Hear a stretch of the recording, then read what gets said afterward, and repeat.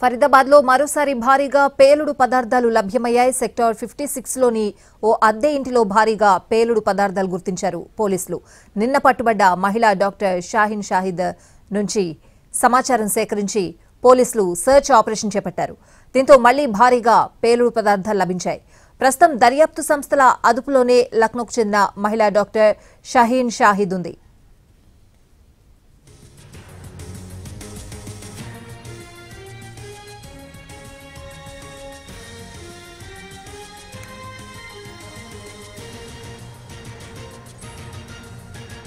ఫరీదాబాద్ లో మరోసారి భారీగా పేలుడు పదార్థాలు లభ్యమయ్యాయి. సెక్టార్ 56 లోని ఓ అద్దె ఇంట్లో భారీగా పేలుడు పదార్థాలు గుర్తించారు పోలీసులు. నిన్న పట్టుబడ్డ మహిళా డాక్టర్ షాహీన్ షాహిద్ నుంచి సమాచారం సేకరించి పోలీసులు సర్చ్ ఆపరేషన్ చేపట్టారు. దీంతో మళ్లీ భారీగా పేలుడు పదార్థాలు లభించాయి. ప్రస్తుతం దర్యాప్తు సంస్థల అదుపులోనే లక్నోకు చెందిన మహిళా డాక్టర్ షాహీన్ షాహిద్ ఉంది.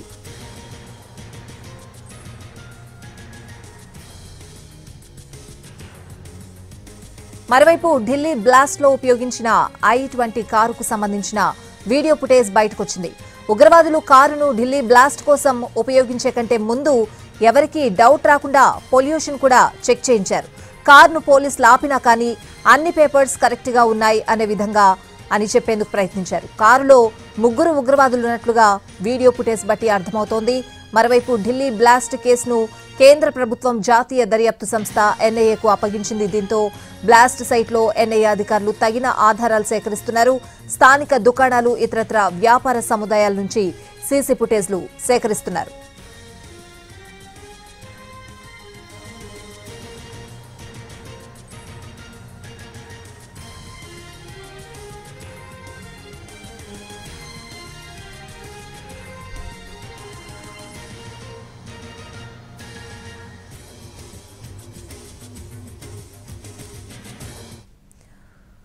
ఫరీదాబాద్ లో మరోసారి భారీగా పేలుడు పదార్థాలు లభ్యమయ్యాయి. సెక్టార్ 56 లోని ఓ అద్దె ఇంట్లో భారీగా పేలుడు పదార్థాలు గుర్తించారు పోలీసులు. మరోవైపు NIA దర్యాప్తు బృందం కూడా పలు ఆధారాలు సేకరిస్తోంది. ఓవరాల్ గా అప్డేట్స్ అడిగి తెలుసుకుందాం. ఢిల్లీ పేలుడుకు సంబంధించి మా ప్రతినిధి రాజు లైవ్ లో సిద్ధంగా ఉన్నారు. రాజు, ఎటువంటి అప్డేట్స్ ఉన్నాయి రాజు?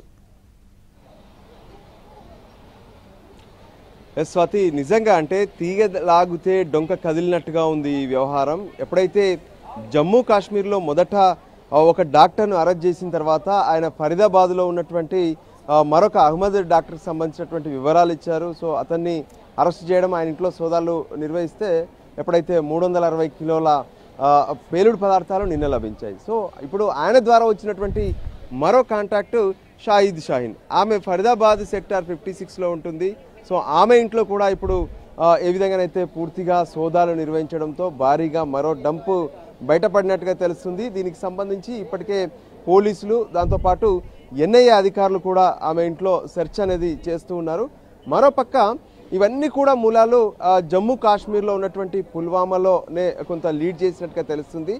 జైషే మహమ్మద్కి సంబంధించినటువంటి సంస్థనే వీళ్లకు కొంత ఏదైతే ఈ ఉగ్రవాద కార్యక్రమాల కోసం పెద్దగా అంటే భారీ ఎత్తున దేశ రాజధాని ఢిల్లీతో పాటు దేశంలో మరికొన్ని చోట్ల కూడా ఈ పేలుళ్ల కోసం ప్రయత్నాలు చేసినట్టుగా తెలుస్తుంది. అయితే పోలీసులు మాత్రం దీనికి సంబంధించి దీన్ని భగ్నం చేసేటటువంటి ప్రయత్నం చేశారు. ఇప్పటికే ఏదైతే ఉగ్ర లింకులు ఉన్నటువంటి కాంటాక్ట్స్లో చాలా మందిని అరెస్టు చేయడమే కాకుండా ఏ విధంగానైతే ఇప్పటి వరకు జరుగుతున్నటువంటి పరిస్థితుల్లో ప్రత్యేకంగా ఇప్పటి వరకు మొత్తం కూడా అంటే దాదాపు 3000 కిలోల పేలుడు పదార్థాలను అదుపులోకి తీసుకున్నారు. మనం ఒక మేజర్ సీన్ చూడబోతున్నాము. మన చుట్టూ ఏం జరగబోతుందో ఇక్కడ స్పాట్లో అంటే ఏదైతే మనము ఒకవైపు అంటే ఈ పేలుడు జరిగినటువంటి ప్రాంతంలో పోలీసులు, దాంతోపాటు NIA టీం ప్రత్యేకంగా ఒక సెర్చ్ ఆపరేషన్ చేస్తున్నారు. ఎందుకంటే అడుగడుగున వాళ్ళు ఒక ఏదైనా ఆధారాలు ఉన్నాయా ఇటు చూడొచ్చు.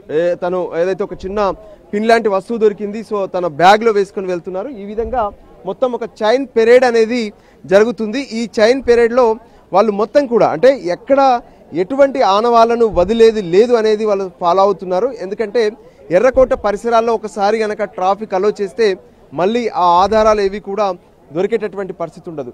సరిగ్గా 20 గంటలు దాటింది. అంటే నిన్న సాయంత్రం ఎప్పుడైతే 6 గంటల తర్వాత ఈ బ్లాస్ట్ జరిగితే అప్పటి నుంచి పెద్ద ఎత్తున ఇన్వెస్టిగేషన్ టీమ్స్ ఇక్కడ ఆ స్పాట్లోనే ఉన్నాయి. ఒకవైపు ఎన్ఐఏ, మరోవైపు ఎనర్జీ, దాంతోపాటు ఫోరెన్సిక్ టీమ్స్ మొత్తం కూడా జల్లెడ పడుతున్నారు. ఈ ప్రాంతాన్ని మొత్తం జల్లెడ పట్టడమే కాకుండా పక్కనే ఉన్నటువంటి చాందినీ చౌక్తో పాటు ఈ రెడ్ ఫోర్ట్ ముందున్నటువంటి అన్ని కెమెరాల నుంచి పూర్తిగా సీసీ ఫుటేజ్ను ఏదైతే డంప్ చేసుకుంటున్నారో దాన్ని మొత్తం కూడా పర్యవేక్షిస్తున్నారు.